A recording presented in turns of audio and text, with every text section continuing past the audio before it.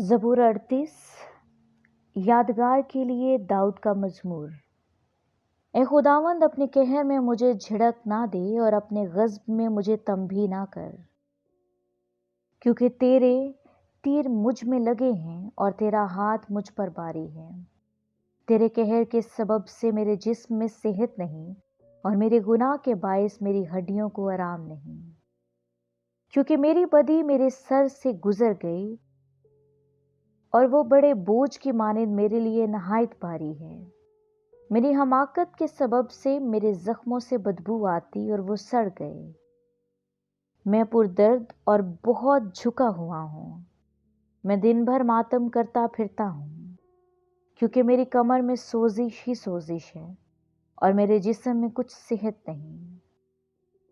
मैं हनीफ और नहायत कुचला हुआ हूँ और दिल की बेचैनी के सबब से कहराता रहा। ए खुदावन, मेरी सारी तमन्ना तेरी सामने है और मेरा कहराना तुझसे छुपा नहीं। मेरा दिल धड़कता है, मेरी ताकत घटी जाती है, मेरी आंखों की रोशनी भी मुझसे जाती रही। मेरे अजीज और दोस्त मेरी बला में अलग हो गए और मेरे रिश्तेदार दूर जा खड़े हुए।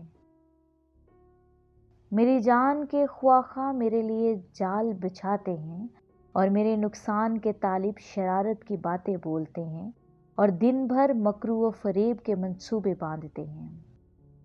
पर मैं बहरे की मानिद सुनता ही नहीं, मैं गूंगे की मानिद मुंह नहीं खोलता, बल्कि मैं उस आदमी की मानिद हूँ जिसे सुनाई ही नहीं देता और जिसके मुंह में मलामत की बातें नहीं।